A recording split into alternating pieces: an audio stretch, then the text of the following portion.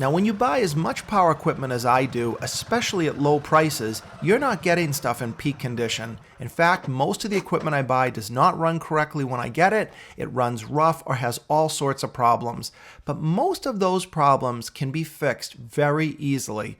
And in today's video, I'm going to show you that any piece of power equipment you have can almost always be improved dramatically using a tune-up that comes in a can. And that product is Seafoam. Now, from my other videos, you'll know that I use Seafoam all the time as a fuel stabilizer. But this is going to be a different use for Seafoam that's going to show you a pretty amazing way to improve your engine. So in this application, I want to clean the engine inside on this John Deere Gator. So what I'm going to do is gain access directly to the air intake of the engine so that I can use Seafoam to clean the inside of it. So let's get started and I'll show you how I do it. So our carburetor is right here.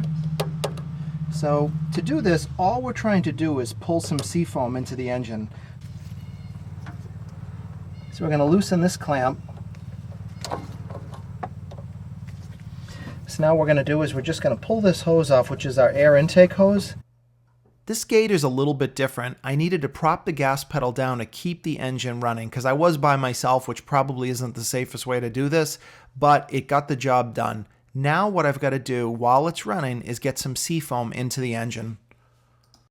Now there's lots of ways to get Seafoam into the air intake on your engine while it's running, but this one's a little bit tight. You can see I just dropped the funnel. So what I need to do is position the funnel and the air intake, and then I'm going to start to slowly pour Seafoam into the engine. Now the way I like to do it is I will pour the Seafoam in while it's running, and immediately you're going to hear the engine start to stall and sputter, and I'll continue pouring it in until the engine finally completely stalls out.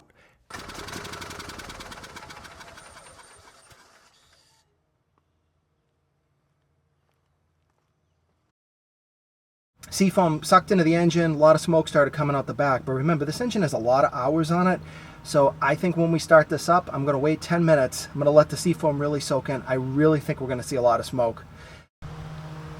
So as I look back at this setup with the jack and all that, this probably isn't the safest thing I've ever done, and I don't know that I would recommend you do it this way. The easiest thing to do would just be to get somebody to give you a hand. Then all they've got to do is sit on the thing and basically press the gas. Unfortunately, today I'm by myself, so I wanted to get this video shot, and I also wanted to Seafoam the engine.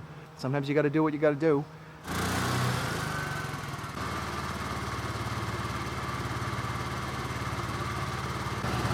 So the way it's doing it right now is totally normal.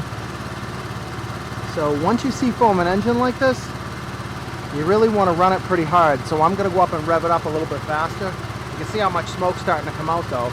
So that's good. It's not that your engine's blowing up, it's that all the carbon's burning off that's been in there. And today's a pretty windy day, so it's good. It'll start to blow away. So at this point now, the best way to deal with this is going to just be to drive it. So we're going to ride it up and down. Now, even as I'm driving this now, I can already feel that the throttle response is greatly improved. Because you got to think, these engines with a lot of hours, they get oil residue, muck all inside the engine, and it just builds up. And normally you've got to rebuild an engine, but Seafoam gives you a really cool advantage because you can do that from a can and tune up your engine quickly. Now this was a larger vehicle, and I want to show you now on another type of machine that would be very similar to a lawnmower or a snowblower. So let's take a look at how I did Seafoam on another project. And this machine looks really good, but that's because I already washed it and kind of detailed it.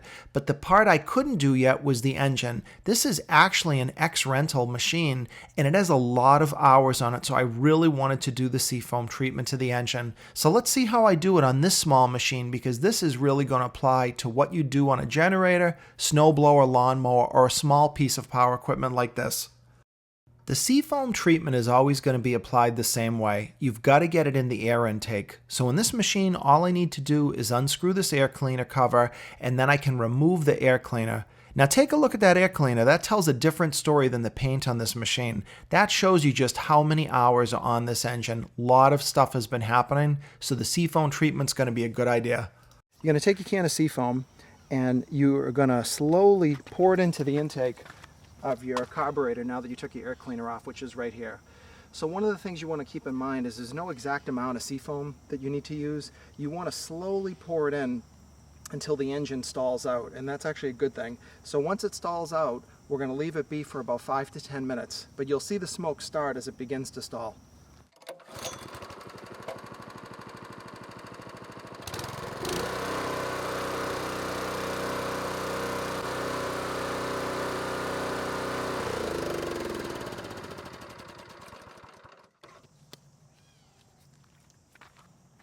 So now we're going to leave that for about 5 minutes. So all that smoke you saw is actually a good thing. So we're going to start it up now. So one other tip is sometimes when you go to start these, they don't always start right up. So don't panic about it, but you're definitely going to see a smoke show. So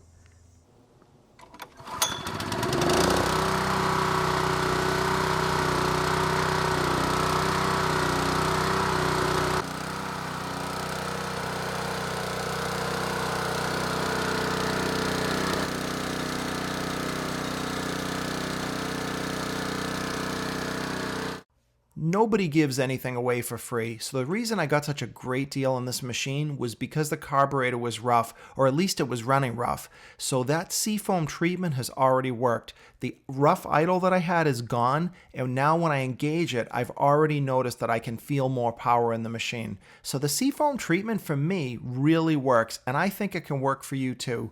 So I hope you found this video interesting, maybe entertaining, but at the very least you might be able to use this for your small engine and make an improvement that is really easy to do.